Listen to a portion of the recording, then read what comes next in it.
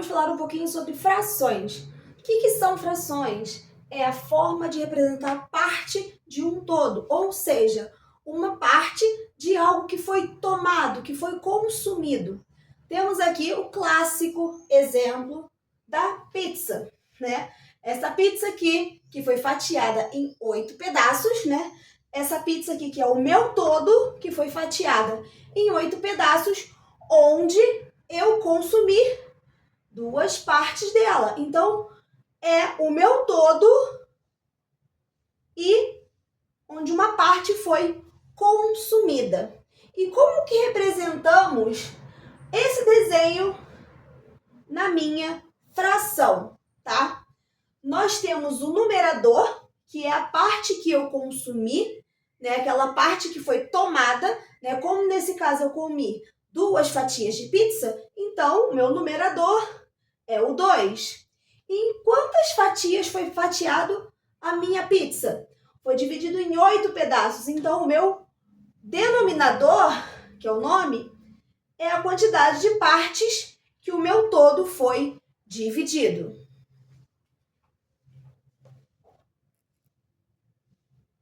Vamos falar um pouquinho agora sobre a nomenclatura das frações, tá? Os numeradores, eles não sofrem nenhuma alteração na sua nomenclatura. O que vai sofrer alteração são os denominadores, tá? Existe uma leitura certa para se fazer das frações. Então, nós precisamos estar atentos ao denominador. Do denominador 2 ao 9, como que fica a nomenclatura? Fica 1 meio, 3 terços, 3 quartos, 2 quintos, 4 sextos, 5 sétimos, 6 oitavos, 9 nonos, 8 décimos. Então, o 10, o denominador 10, ele tem uma nomenclatura diferenciada, né? Uma nomenclatura mais bonita. Da mesma forma, se aqui fosse 100, por exemplo, seria 8 centésimos.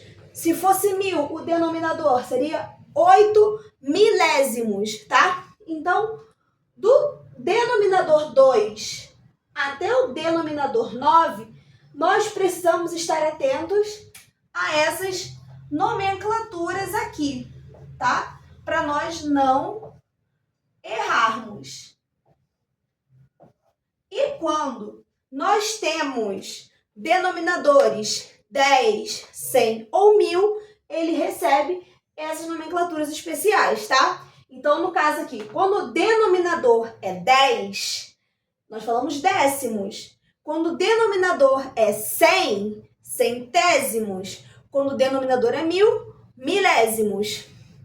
E do 11 em diante? Quando o denominador acontece de 11 em diante, nós fazemos a leitura do número normal, só que acrescentamos a palavra avós, tá? Avos. Não é avós, é avós. Avós. Então, a partir do 11, então ficaria 12, 11 avos, 13, 14 avos, né? Como eu dei o exemplo aqui. 12, que é o meu numerador, 30 avos, que é o meu denominador, tá? Então, esse aqui é um breve exemplo só para vocês se situarem em relação à nomenclatura das frações, para vocês não errarem. Nós temos alguns tipos de frações, tá? Nós temos, primeiramente, a fração própria. O que é a fração própria?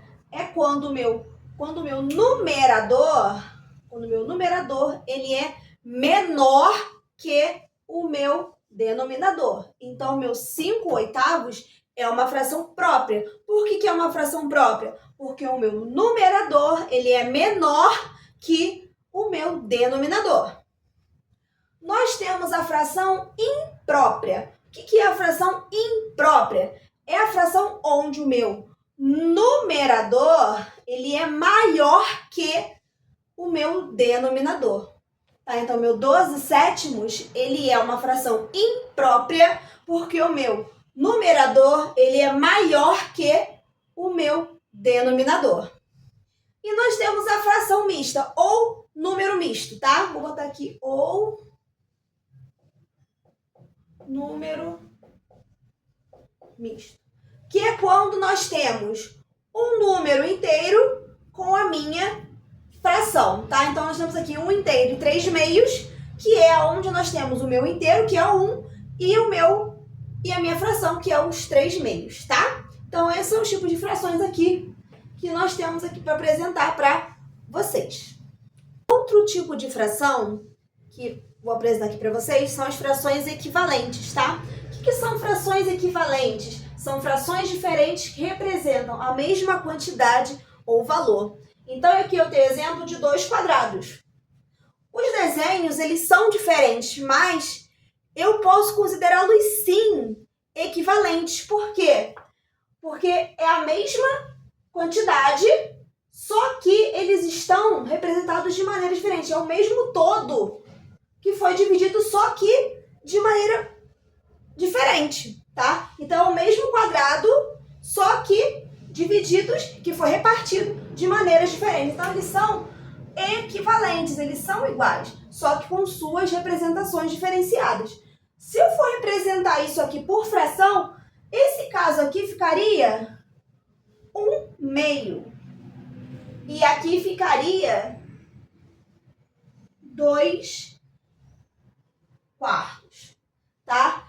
Eles são frações equivalentes porque são frações diferentes, mas eles representam a mesma quantidade ou valor. Mas, Jéssica, se não tivesse o desenho, como que eu iria fazer para transformar, para dizer qual seria a minha fração equivalente? Nesse caso, nós temos 2 situações. Nessa primeira situação aqui, nós trabalhamos a equivalência com a multiplicação. E como que acontece a equivalência pela multiplicação? Eu tenho que pensar em um número, tá? Que multiplique o numerador e o denominador ao mesmo tempo. Então, se eu quero que 1 meio seja equivalente a 2 quartos, eu tenho que pensar em qual número que eu consigo multiplicar o 1 e o 2 ao mesmo tempo para dar 2 quartos. Aqui já é meio óbvio qual o número que será. Então, nesse caso aqui, eu multiplico tanto 1 quanto 2 por 2. 1 vezes 2, 2. 2 vezes 2, 4. Então, eu fiz a minha equivalência entre as frações. E se eu quiser, se eu tivesse apenas o meu 2 quartos aqui, e eu quero a equivalência dele anterior. Como que eu faria a equivalência nessa situação? Nós faríamos a operação inversa da multiplicação. Qual é a operação inversa da multiplicação? É a divisão. Só que nesse caso a gente acaba usando uma outra nomenclatura, que é a simplificação, tá?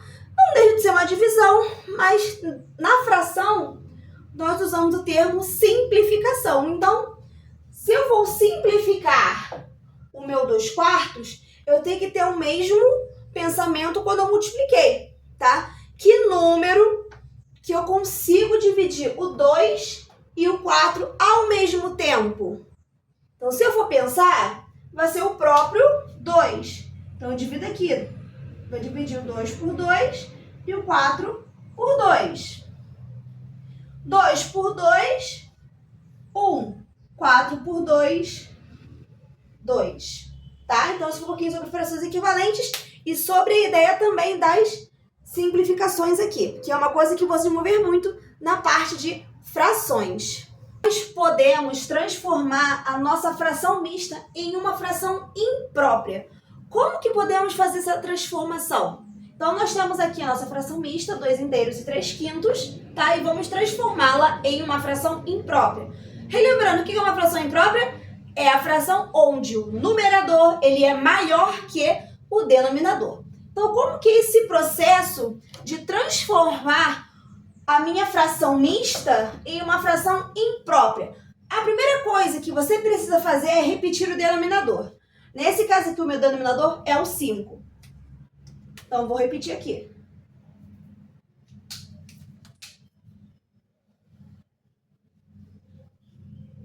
Beleza? Agora, o que nós vamos fazer? Vamos trabalhar com essa fração mista para transformá-la na minha imprópria. Então, Então, o que eu vou fazer? Eu vou multiplicar o meu denominador pelo meu inteiro. Então, eu vou multiplicar. Então, 5 vezes 2, 10. E eu vou pegar esse 10 e eu vou somar com esse numerador. Então, 5 vezes 2, 10. 10 mais 3, 13. Então, eu transformei a minha fração mista em uma fração imprópria. É só isso. Básico, melzinho na espeta.